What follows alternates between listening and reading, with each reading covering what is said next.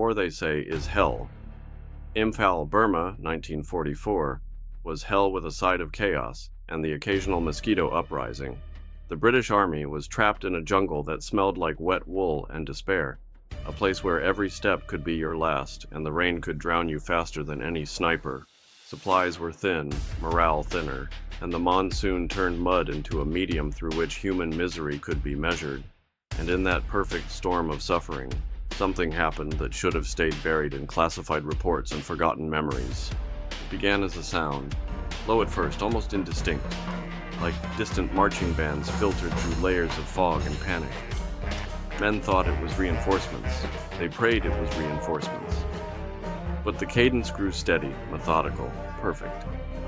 Boots striking mud in a rhythm too exact to be human error. Officers glanced at one another. Reinforcements? Someone muttered, voice trembling. Nobody answered. Because instinctively everyone knew this was not ordinary. Then the fog parted, and there they were. A full regiment of soldiers in khaki, rifles slung, marching as if the monsoon, disease, and enemy fire had never existed. Their faces were pale, eyes forward, bodies impossibly erect. They moved between the Allied and Japanese positions with absolute terrifying calm. No one spoke, no one fired. They passed silently, like actors on a stage with only one audience, the men watching from the mud, and then, just like that, they were gone. No footprints, no discarded gear, nothing. The Japanese noticed, of course. Intercepted radio messages spoke of the British ghosts who do not die.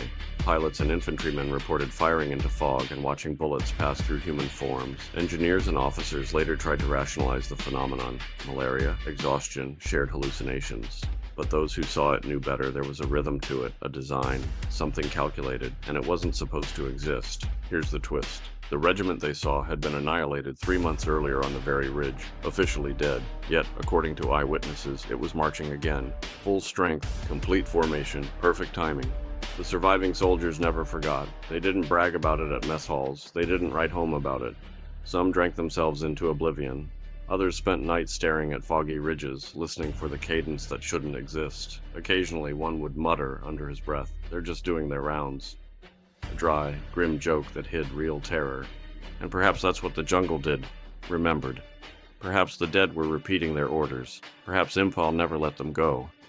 And maybe, just maybe, if you walk the hills there today, in the right fog and silence, you might still hear them. A regiment of ghosts keeping time, marching to a schedule written by death itself. By the time the survivors of Imphal trudged home, haunted by the echoes of soldiers who shouldn't exist, the war was still unfolding in ways that made ghosts feel almost natural. If the jungle had a memory, the skies over Bremen seemed to have a scream. Late 1944, Luftwaffe night fighters were tasked with defending northern Germany from the relentless bombing raids of the Allies. You might think that after months of training and countless missions, pilots would be immune to fear. You would be wrong. There were days when the only thing scarier than enemy planes was the thought that the very air itself might be conspiring against you. It began quietly. A faint interference in radio transmissions, static, a whisper, something that didn't belong. Then the voices started, screaming, wailing, a cacophony that seemed to emerge from the clouds themselves, cutting through radio frequencies in multiple languages. German, English, Japanese. Sometimes incomprehensible syllables that made stomachs churn. Pilots reported hearing them just before their engines failed, or when flak exploded nearby, as if the air itself was testing their courage. Some tried to dismiss it. Radio fault, engineers said. Fatigue, officers insisted. But the recordings survived. Strange loops of human terror layered over static. Voices crying out with a precision that no living choir could manage. Pilots refused to fly certain sectors. Mechanics refused to touch certain planes. Entire crews quit mid-tour, citing a presence that could not be explained, only endured. And the most unsettling part? It didn't follow logic. Bombers went down in patterns that couldn't be predicted by weather or enemy fire. Flight logs documented engines failing mid-flight, only to restart after a ghostly scream faded. Some men swore they saw shapes in the clouds, figures of airmen in uniforms from battles long past, moving alongside the aircraft before disappearing. One officer, writing in a notebook that would later be confiscated, simply wrote, "The sky itself screams at night, and we are listening." It felt like the world was echoing, replaying its violence over and over. Not just Bremen, all war zones. but this in particular became a theater where sound carried memory. Screams became coordinates, warnings, and perhaps even messages that the dead were refusing to leave the skies. By the time the war ended, no one ever fully explained it. Technical reports blamed atmospheric anomalies, hallucinations, or enemy deception.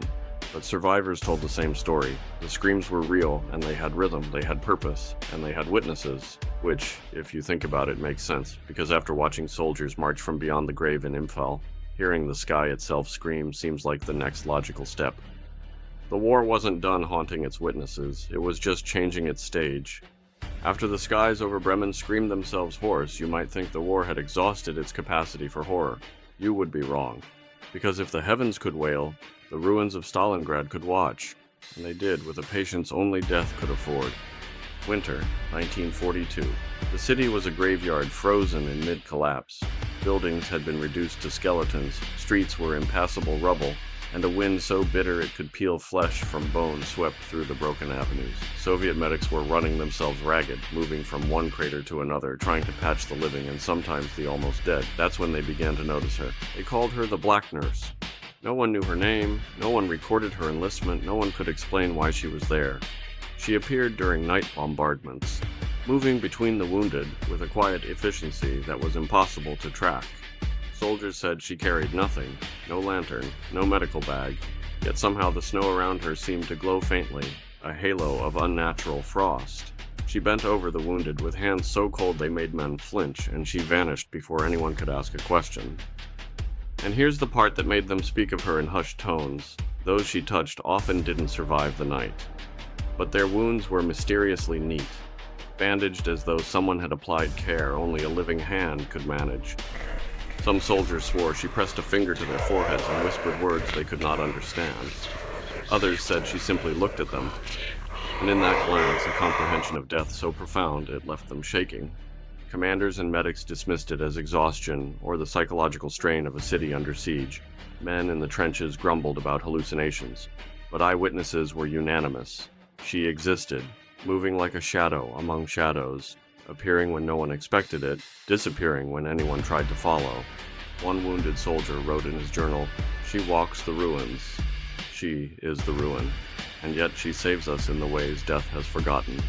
After the war, inquiries found no record of a nurse in black stationed anywhere in Stalingrad. No paperwork, no colleagues, nothing. Just the stories, repeated with the same details by survivors decades later. And if you trace the thread, it's impossible not to notice a pattern. First Imphal, where a dead regiment marched. Then Bremen, where the sky screamed. And now Stalingrad, where a ghostly nurse tended the living and the dead alike. It's as if the war itself had decided to linger, to observe its own aftermath, and to refuse closure. So, when you read about Stalingrad in textbooks, note the cold, note the rubble, note the wind that howls through empty streets. Because somewhere in that ice and shadow, the Black Nurse is still moving. And if you listen closely, as I did, you can almost hear her footsteps mixing with the echoes of marching soldiers and screaming skies. The war didn't end, it just shifted its stage. By the time Stalingrad froze into memory, the war had developed a habit of leaving questions with no answers. If a regiment could march after death, and a nurse could appear where none should exist, then perhaps nothing that happened afterward should have surprised anyone. And yet, when the Pacific waters whispered in 1945, the stories found new shapes. The ghost plane of Otsu Bay. Fishermen off the coast of Japan were the first to notice it. Every dawn, without fail, a distant roar would cut across the water, like a bomber droning on invisible engines. Radar picked up nothing. The Navy picked up nothing. Yet the sound persisted. It was not the ocean. It was not the wind. It was a machine with the power to terrify, and no one had seen it arrive. And then one morning, the impossible happened. A B-29 appeared from the mist, flying low over the bay, perfectly formed and terrifyingly real. It circled once, slow, deliberate, almost ceremonial, and then nosedived into the sea. When recovery teams arrived, the wreckage told an even stranger story. The bomber matched a plane that had gone missing 2 years prior over the Philippines. Same tail number, same insignia, and yet there were no human remains. None. Just twisted metal, salt water, and the faint, impossible memory of flight. Pilots who later recounted the story described something unnerving. It didn't behave like a plane of the living. It was deliberate. It seemed aware. It appeared only to mark its own loss, repeating the act it should not have been able to perform. For the fishermen and the Navy men who witnessed it, it was as if the war itself had risen from the Pacific, refusing to be forgotten, dragging its missing pieces back into the light.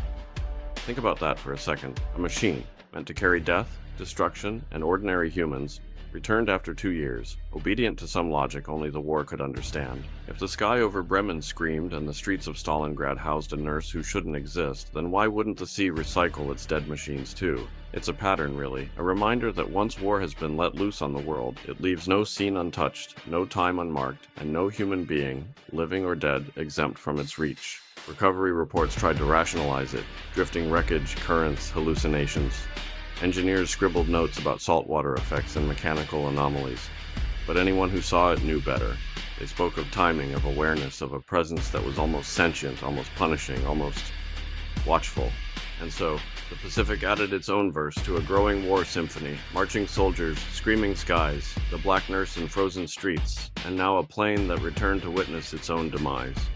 The war was no longer confined to history. It had begun to leak into reality, bending rules, rewriting outcomes, and reminding anyone listening that the dead, and the things that should have remained lost, sometimes find a way back. If the Pacific had returned its dead machines, it makes sense the Atlantic would have a few surprises of its own. Greenland, 1947, 2 years after the war officially ended, and yet the oceans still carried secrets. A German U-boat was found adrift, engines ticking on low power, lights flickering, half-eaten rations scattered across the mess deck. Standard protocol would have been to board, check the log, and tow it home, but when the sailors stepped aboard, the world tilted slightly. There was no crew, not one soul. The radio, still looping a faint distress call, belonged to nobody. Every instrument functioned normally, as if a living crew was guiding it. Charts were updated, but the handwriting made no sense. Precise, meticulous, and yet eerily wrong. Logs noted patrols that had never occurred. Orders were recorded from commanders long dead. It was as if the submarine had continued its duty without anyone at the helm. The captain's journal, found open on the navigation table, contained only one line. "We have seen the men who drowned in the Atlantic. They are standing on the ice, nothing else. No coordinates, no signatures, nothing. But the words carried a weight no human handwriting could convey. The sailors who boarded it claimed the air felt heavier inside, as though the submarine itself remembered its past. And in the engine room, the hum of the diesel felt less mechanical and more alive." Investigators tried to rationalize it. Desertion, hallucination, drift, rogue currents. None of it explained the warmth of footsteps in the hallway or the creak of bulkheads beneath invisible weight. It couldn't explain the smell of wet uniforms long decayed or the sense of eyes following them in corridors that were undeniably empty. By this point, if you've been following the threads, Imphal's marching dead, Bremen's screaming sky, the black nurse in Stalingrad, the ghost plane of Otsu Bay, you might start to notice a pattern. The war had left more than scars, rubble, and corpses. It had left fragments of itself, wandering where it shouldn't, repeating, observing, and occasionally punishing. And that is the thing about ghosts that are made of history. They do not respect calendars, maps, or treaties. They drift, they echo, they return. The U-boat didn't need a crew to function. The plane didn't need pilots to fly. The regiment didn't need orders to march. The nurse didn't need flesh to heal. The war, in essence, became its own organism, an echo of violence, memory, and impossible patterns. If you read about these events in textbooks, you'll find dates, locations, names, and outcomes. If you listen, really listen, when the fog rolls in or the sea shivers under a distant storm, you might hear them too. The marching soldiers, the screaming sky, the nurse moving through frozen streets, the bomber circling over water, and the U-boat engines ticking in a harbor that should have been empty. The war didn't end. It simply learned to move without witnesses, and sometimes it returns.